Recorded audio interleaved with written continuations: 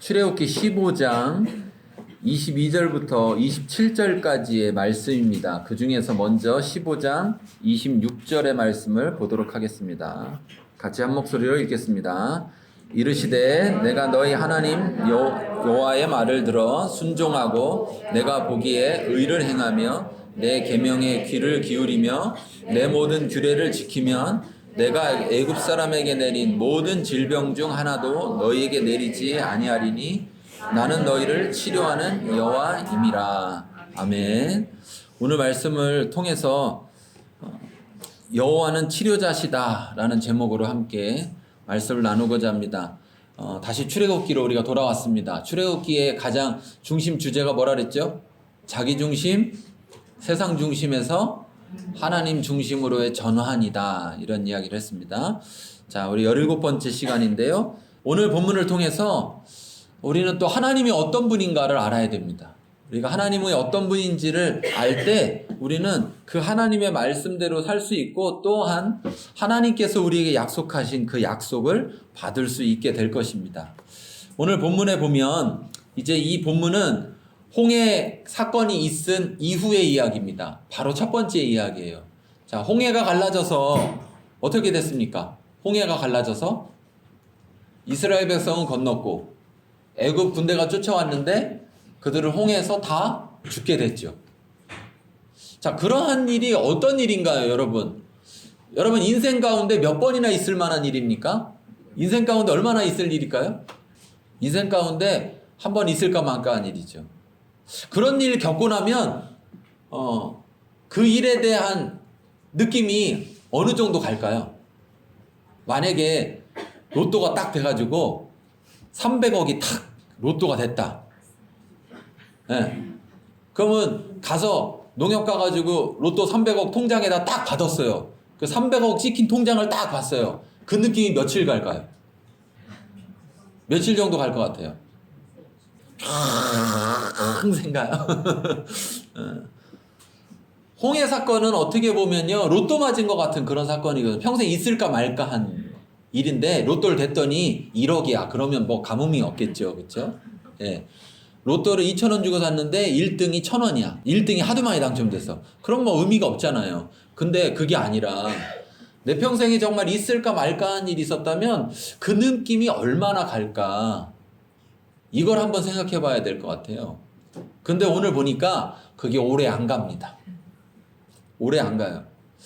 저도 이 말씀을 준비하면서 막 회개했어요. 저 자신을 돌이켜보면서, 야, 그렇구나. 이스라엘 사람들만, 저들만 그러는 게 아니구나. 아유, 나도 그렇구나. 이런 생각을 했는데요. 자, 보세요. 22절부터, 우리 같이 22절부터 23절까지 읽어보겠습니다.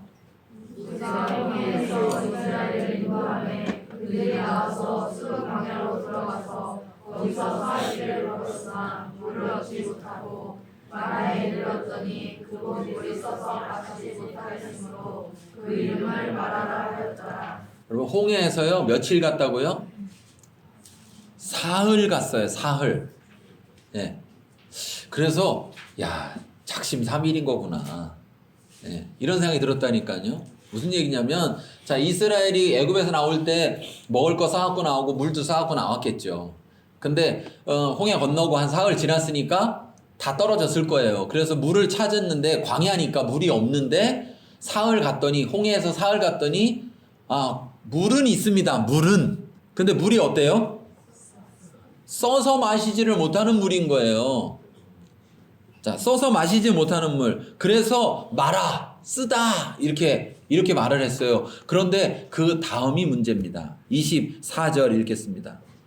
백성이 모세에게 원망하여 이르되 그가 무엇을 마시라 하네. 여기 보니까 그냥 모세한테 물이 없어요. 어떻게 해야 되죠? 우리 마실 물을 어떻게 찾아야 되죠? 이렇게 물어본 게 아니고 앞에 뭐가 붙어 있어요?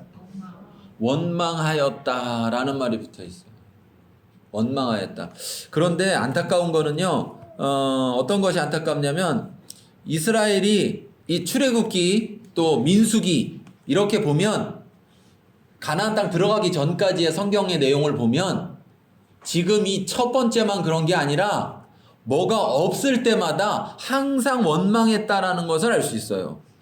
출애굽기 16장에도 보니까 지금 15장에서 물이 없어서 원망했는데 16장에서 보니까 뭐냐? 우리가 먹을 게 없어서 죽게 생겼다. 광야니까 당연히 먹을 게 없겠죠. 그렇죠? 근데 싸갖고 나간 거 다 먹었으니까 먹을 게 없겠죠. 그랬더니 먹을 거 없으니까 자, 우리가 죽겠다 하면서 16장 2절에도 보면 그 광야에서 모세와 아론을 원망하여 이렇게 말하고 있어요. 또 17장에 가니까 또 거기도 물이 또 없었어요. 그러니까 17장에 또 물이 없으니까 광야는 당연히 물이 없어요. 근데 물이 또 없으니까 또 뭐라고 말을 하냐면 또 그들이 모세에게 대하여 원망하여 이렇게 말하고 있어요. 민수기에도 보니까요. 민수기 21장에도 보니 백성이 하나님과 모세를 향하여 원망하여 이곳에는 먹을 것도 없고 물도 없다. 이렇게 말하면서 계속 원망하는 것을 볼 수 있습니다. 그런데 여기서 질문하겠습니다. 그럼 이렇게 원망했을 때 하나님이 해결해 줬을까요? 안 해줬을까요? 해결해 줬다는데 문제가 있는 거예요. 자, 오늘도 보세요. 원망했습니다. 그랬더니 자 25절 읽겠습니다. 모세가 여호와께 부르짖었더니 여호와께서 그에게 한 나무를 가르치시니 그가 물에 던지니 물이 달게 되었더라. 거기서 여호와께서 그들을 위하여 법도와 율례를 정하시고 그들을 시험하실세. 자, 여기 보니까 여호와께 모세가 기도했더니 여호와께서 나무를 가르쳐 주시면 그 나무를 집어넣으라 그래서 그 나무를 물에 집어넣었더니 물이 달게 돼서 먹을 수 있게 됐어요. 자, 해결됐죠. 그렇죠? 이게 지금 첫 번째 원망이에요. 첫 번째 원망. 그런데 자, 없을 때 원망했어요. 근데 하나님이 해결해 줬습니다. 그럼 그 다음에 또 없을 때는 원망을 해야 됩니까? 해결해 달라고 해야 됩니까? 해결해 달라고 해야 되는 것이 정석인데 원망하더라는 거예요. 계속. 왜 그럴까요? 왜 사람은 그럴까요?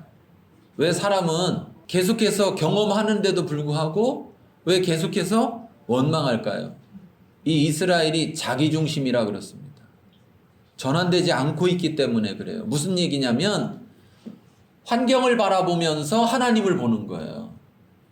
그 환경을 하나님을 통해서 바라보면 아, 홍해를 가르신 하나님, 이렇게 홍해가 가로막았지만 그 가로막는 환경을 해결하시는 하나님을 중심으로 환경을 보면 자, 물이 없습니다. 그러면 그걸 그냥 환경으로 보지 말고 하나님을 통해서 환경을 보면 어떻게 될 거예요? 물이 생기겠죠. 먹을 게 없어요. 그럼 그걸 하나님을 통해서 보면 어떻게 되겠습니까? 먹을 게 생기겠죠. 광야는 원래 없어요. 그럼 그런 환경 속에서 하나님을 알았다면, 그래서 자기 중심에서 하나님 중심으로 전환이 됐다면 시각이 바뀌었을 거라는 겁니다. 그런데 시각이 안 바뀌어요. 자기 중심에 머물러 있는 동안에는 하나님 중심으로 전환하지 않으면 시각이 안 바뀌어서 계속 환경만 쳐다보는 거예요. 환경만. 그런데 하나님 중심으로 전환된다 하더라도 한 번에 되진 않겠죠. 계속해서 좋아져 가는 거겠죠. 이것을 볼 때 참 하나님은 긍휼이 넘치시는구나. 하나님은 인자하시구나 라는 걸 생각할 수 있어요. 예? 이렇게 한두 번 해줬는데도 계속 원망하면 어떻죠? 우리 부모님들 자식 보면 자식들이 지가 잘못해놓고 공부 좀 해라 하랬더니 공부 안 해놓고 나중에 돈 벌기 힘들면 누구 탓해요? 부모 탓한다니까. 그때 나 공부 좀 시키지. 왜 공부 안 시켜가지고 나 지금 돈 버는 거 힘들게 이렇게 하느냐고 막.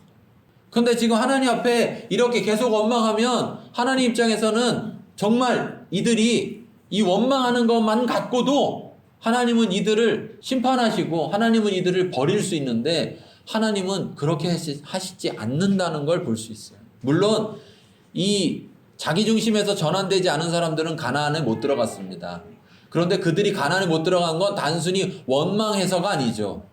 스스로 가나안에 대해서 자기들이 하나님이 주신 그 가나안에 대해서 거부하고 애굽으로 돌아가겠다고 했기 때문에 못 돌아간 것이죠. 그런데 하나님은 이런 원망 가운데서도 그들을 기다리셨다. 그리고 그들이 변할 수 있도록 또 해결해 주시고 또 해결해 주시고 또 해결해 주셨다. 하나님은 우리가 하나님 중심으로 전환되길 원합니다. 왜? 자기 중심 가운데 있을 때요, 원망할 수밖에 없고요, 원망하는 사람은요, 결국 원망의 결과를 받게 돼요.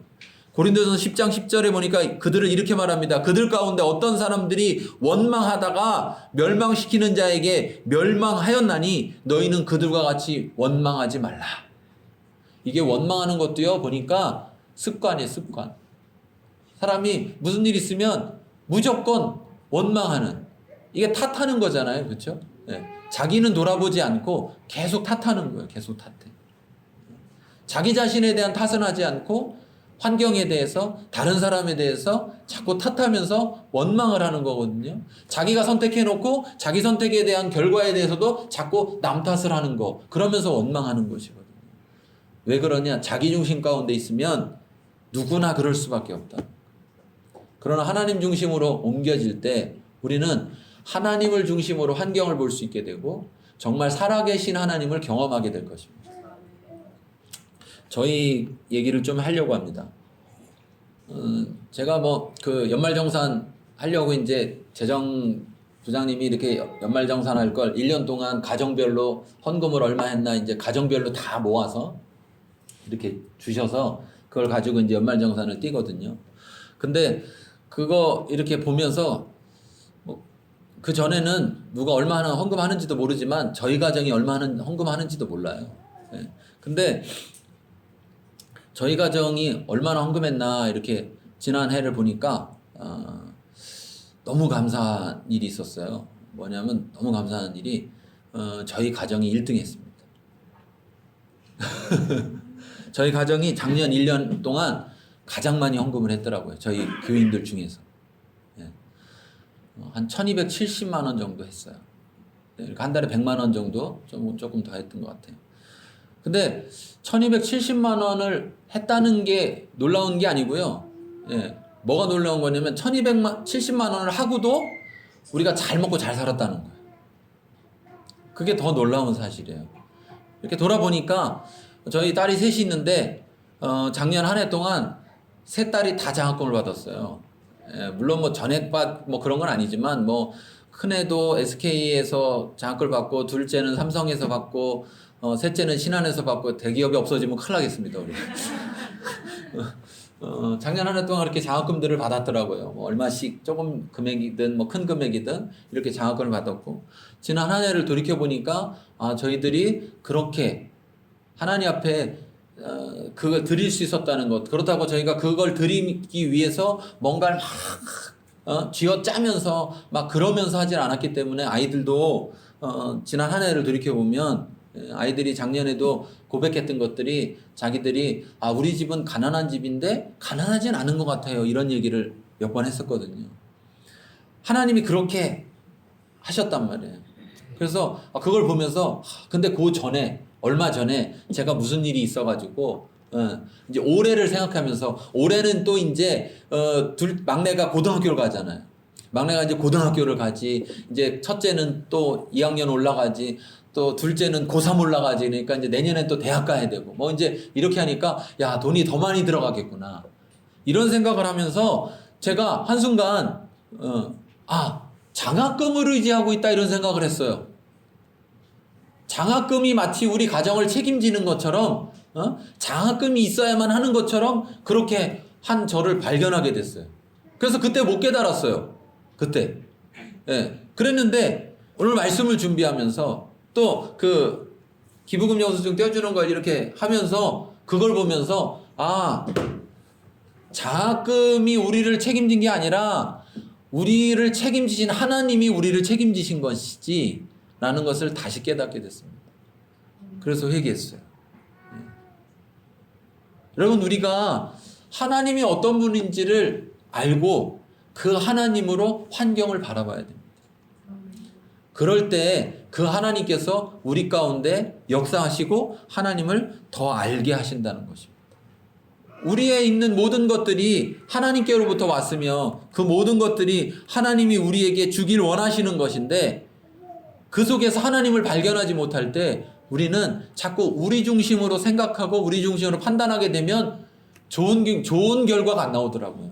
저 자신도 한순간 잘못된 생각을 하더라고요. 잘못된 생각.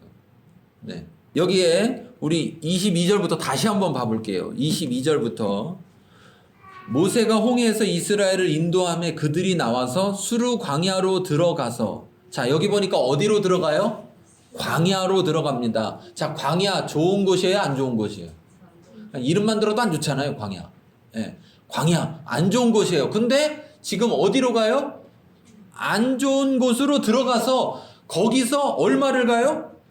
사흘 들어갔으니까 사실 따져보면 이제 잘못하면 거기서 광야에서 나올 수 있어요, 없어요?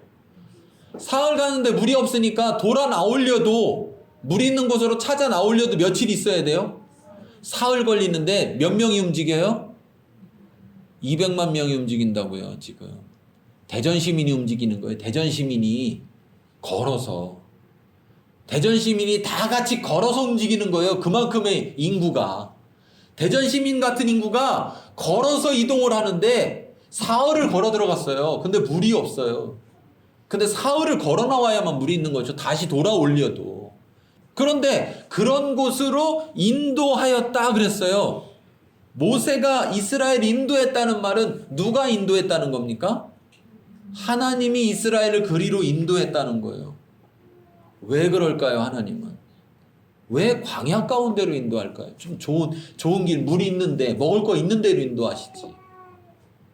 그런데 여기에서 놀라운 사실은 이런 일이 이미 한 번 있었다는 거예요.